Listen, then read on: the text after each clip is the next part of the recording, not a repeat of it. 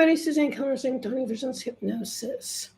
Today we're going to talk about why you may be feeling overwhelmed and some things you can do to help yourself with it, along with a couple of case histories of how I've helped people to overcome their overwhelm.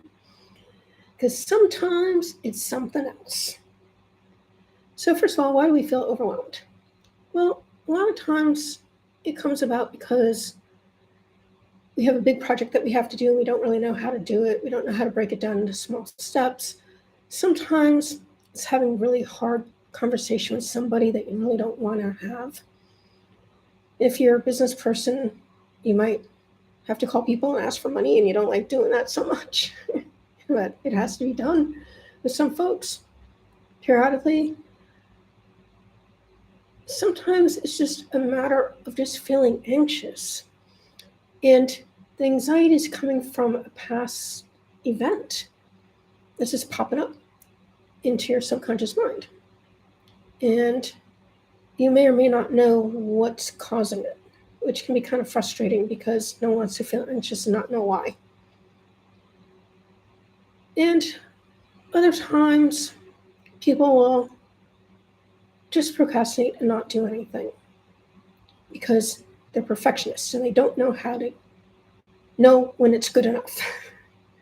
And I actually have a client I'm working with right now, and that was his problem. He had been working with this particular company for a year. He's self-employed, he's a speaker, he does workshops, and it was a wonderful opportunity, and he was just so overwhelmed with trying to get the wording correct on the proposal, he never got the thing sent out.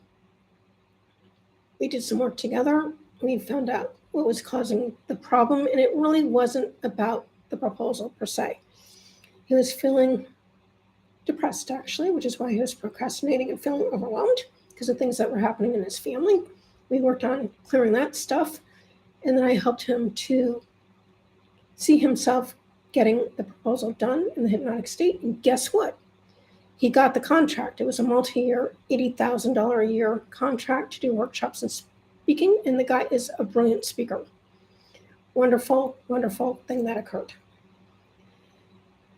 I had a client many, many moons ago. She was a student and working part-time, and she was feeling a lot of anxiety about a lot of things. And so happened in her case, it went back to when she was 15, and there was a lot of trauma in her family because her brother was drug addicted and causing all kinds of problems. Now, sometimes when people are fighting anxiety for a really long time, and this one, to her credit, she really did try a bunch of different therapies, including another hypnotist before me. But she was basically making her boyfriend crazy, calling him all the time, needing to be calmed down. And it was really turning into a depression because it was holding her back from doing the stuff that she really wanted to be doing. So I was able to help her to heal that and move on. And I'm happy to report that she's doing really, really well all these years later because I worked with her when I was living in California, and that was a lot of years ago now. I left there in 2017. It's now 2025. And she's still doing really, really well.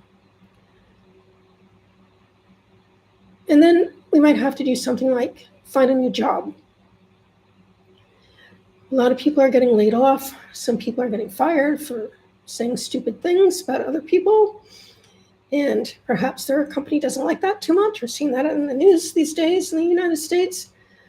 So be aware of what you post anyway, or what you say, actually. And that can be really daunting, especially if you haven't been in the job market for a lot of years, because it works totally differently than it used to. And that in itself can feel really overwhelming.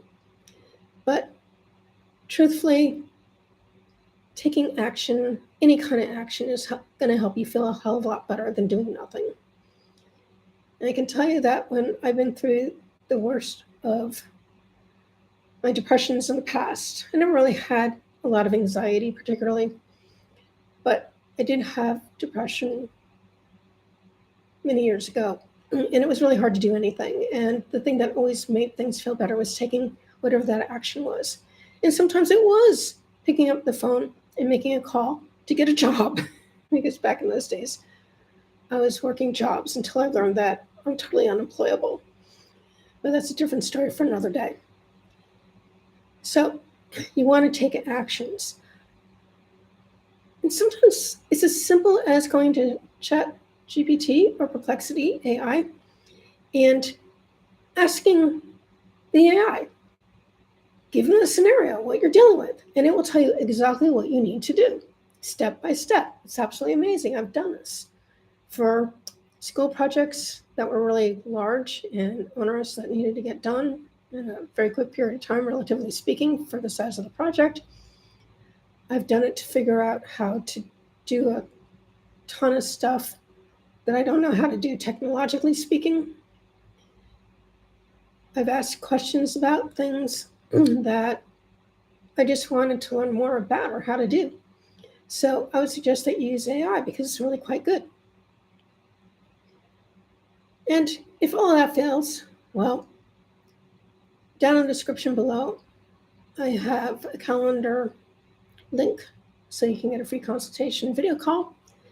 You can schedule it and we can see for a good match because it needs to match both my scope of care, which is certainly dealing with overwhelm, among other things, and the way that I work with people. And it'd be helpful for you to actually like the person with whom you're working. It's not necessary.